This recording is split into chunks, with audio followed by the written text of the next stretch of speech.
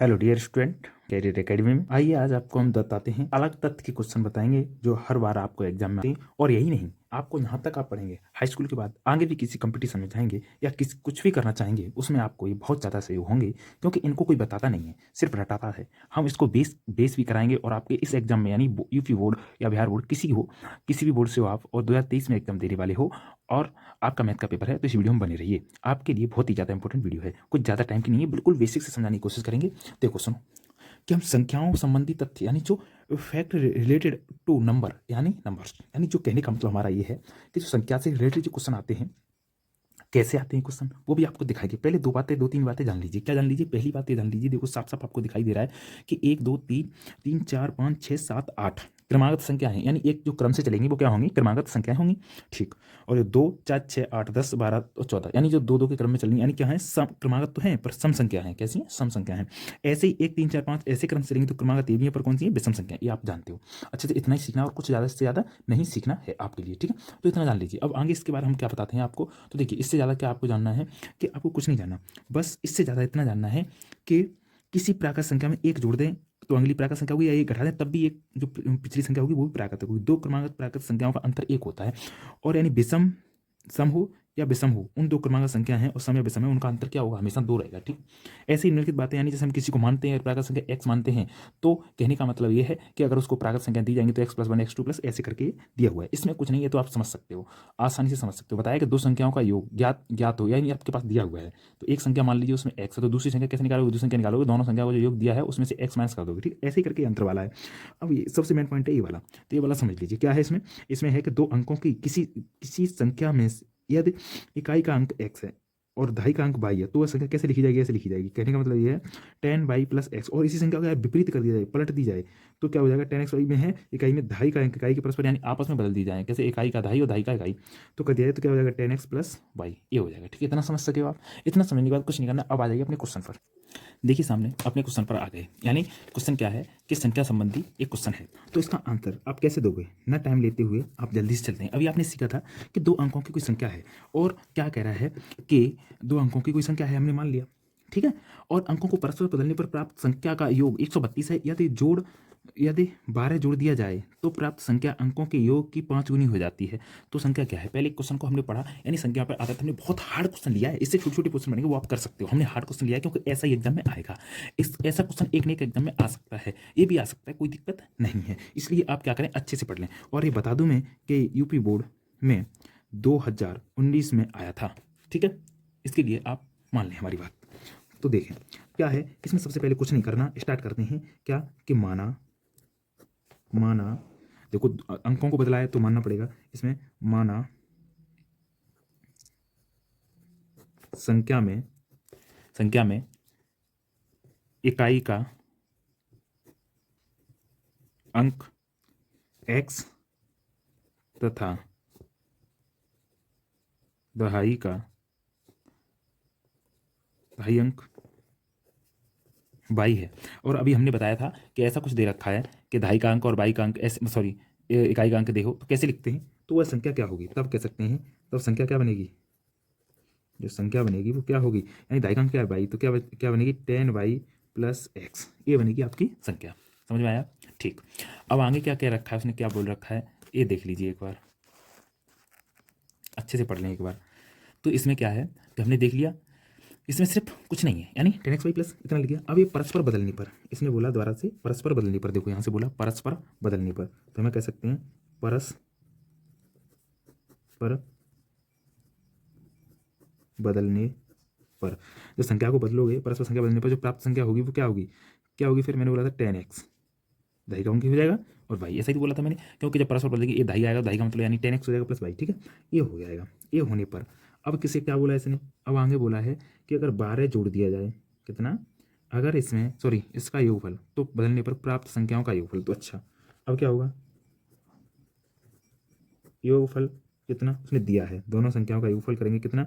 10y + x और plus 10x + y बराबर कितना? 132 योगफल होगा। कितना होगा? 132 होगा। तो क्या हो जाएगा यहाँ से अगर जोड़ोगे तो सभी को क्या हो जाएगा? यानी 11y + 11x, ठीक है, बराबर 132। 32, 132 हो गया। यहाँ से 11 कॉमन लोगे तो 11 का 11, 2 11 यानी 22, यानी 12 कटेगा, यानी x प्लस वाई बराबर 12। एक समीकरण प्राप्त हुआ, ऐसे कह सकते हैं समीकरण फर्स्ट। यहाँ तक होगा ठीक। अब इसके बाद हम क्या करेंगे, द्वितीय शर्त होगी, यानी दूसरी, ये तो प्रथम शर्त थी, अभी द्वितीय शर्त क्या बोला है आगे उसने बोला है, देखो क्वेश्चन को एक बार फिर से पढ़िए। जब यदि 12 जोड़ दिया जाए तो प्राप्त संख्या अंकों के योगफल की दोगुनी हो जाएगी, यानी 12 जोड़ दिया जाए तो उसमें क्या होगा कि वह जो प्राप्त संख्या है वह अंकों की क्या हो जाएगी, 5 गुनी हो जाएगी, वह अंकों की 5 गुनी हो जाएगी जो प्राप्त संख्या है। ठीक है, तो संख्या क्या थी, संख्या अपनी थी 10y प्लस एक्स, बदलने से पहले की बात बता रहा हूँ। ये संख्या 30 में कितने जोड़ने, उसने बोला 12 जोड़ दिए जाएँ, तो क्या हो जाएगा, प्राप्त अंकों के योग की, प्राप्त अंकों का जो योग है उसकी क्या हो जाएगी 5, तो अंकों का योग क्या है एक्स वाई, तो अंकों का योग क्या है एक्स प्लस वाई, और इसके योग यानी कितनी 5 गुनी हो जाएगी, 5 गुनी कर दी हमने, कोई इशू आया नहीं आया। तो अब देखो यहाँ पे आगे जोड़ लीजिए इसे, 10y प्लस एक्स दिख रहा है ना, sorry 10x plus x, 10y plus x plus 12, और इधर से देखो इधर गुणा हो जाएगा तो -5x इधर आ गए, माइनस के 5y बराबर 0। तो देखो x यानी 5 जाएंगे तो 5y और माइनस के 4x और प्लस के 12 बराबर 0, ये हो गया। अब यहाँ से क्या कर सकते हो, यहाँ से क्या करिए, इसको x को उधर ले जाइए, तो देखो क्या हो जाएगा 4x माइनस के 5y बराबर 12 हो गया, समीकरण दूसरा हो जाएगा। यहाँ से दूसरा समीकरण हो गया। अब क्या करना है, इसमें एक्स वाई का मान निकालना है, तो किसी से कर दीजिए, चलो समीकरण से एक्स का मान रख दीजिए, प्रतिस्थापित कर दीजिए। क्या हुआ कि अब ब्लू में दी से कर दो, कोई समीकरण फर्स्ट है, समीकरण फर्स्ट में 5 से गुणा करके समीकरण सेकंड से जोड़ने पर, तो जोड़ दो, फर्स्ट में 5 से गुणा करोगे तो क्या हो जाएगा 5x प्लस 5y प्लस 12 पन्ना कितने होते हैं, जल्दी से बताओ कितने, 60, और ये क्या हो जाएगा 4x माइनस 5y बराबर 12। तो क्या होगा, जोड़ने पर यहाँ पे भी लिखा करो, देखो ये दोनों प्लस प्लस, ए प्लस माइनस के हैं और सेम है तो ये कट जाएंगे, ये क्या बचेगा यानी 9x, और ये बराबर, यहाँ तो 0 हो जाएगा तो बराबर, सारे यानी जुड़ रहा है तो कितने हो गए 72। तो काट दीजिए, 9 से काटोगे तो x का मान कितना आएगा, x का मान निकलेगा 9 8 72, यानी x का मान कितना निकला 8। तो x का मान 8 निकला, तो यहाँ से क्या कर सकते हो, x का मान समीकरण फर्स्ट में रखने पर, समीकरण फर्स्ट क्या है x प्लस वाई बराबर 12, तो क्या होगा, अब x की जगह पर रख दो 8, तो x की जगह 8 प्लस वाई बराबर 12, यानी y का मान कितना निकला, यानी 4। कहने का मतलब दोनों मान निकल आए, y का मान 4 निकल आया। अब यहाँ से हमें पता चला कि हमारी संख्या क्या हो जाएगी, x y का मान हमारे पास आ गया, तो हमने संख्या क्या मानी थी, अपनी एक पूछा गया था इसने कि तो संख्या ज्ञात कीजिए, संख्या ज्ञात करने पर देखो यहाँ आ जाइए, थोड़ा सा बड़ा हो गया, बड़ा तो होता है क्योंकि 7-8 नंबर में आएगा ये। तो देखो हमने संख्या वो मानी थी, हमारी संख्या फाइनल क्या निकली थी, ये संख्या आई थी हमारी, तो यहाँ पर पता है हमें, यहाँ से बताओ x का मान कितना निकला, यहाँ पे x का मान कितना निकला था हमारा, जल्दी बोलो 8, और y का मान कितना निकला था 4, और भूल गए तुम्हें ध्यान नहीं रहा, तो तुम ठीक से नहीं पढ़ रहे ध्यान से। तो देखो 10x, y का मान कितना है 4 प्लस x का मान 8, यानी निकालो तो 40 और 8 कितने हो गए 48, समझे।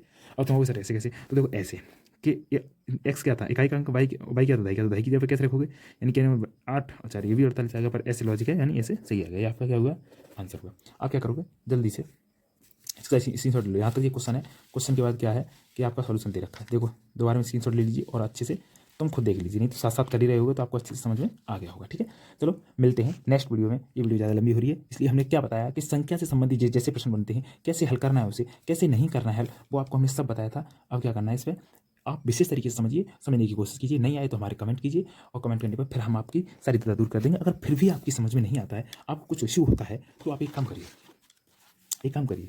हमारे टेलीग्राम चैनल पर मैसेज करिए, इसे ज्वाइन करिए और मैसेज करिए, किस नाम से है, KVS सक्सेस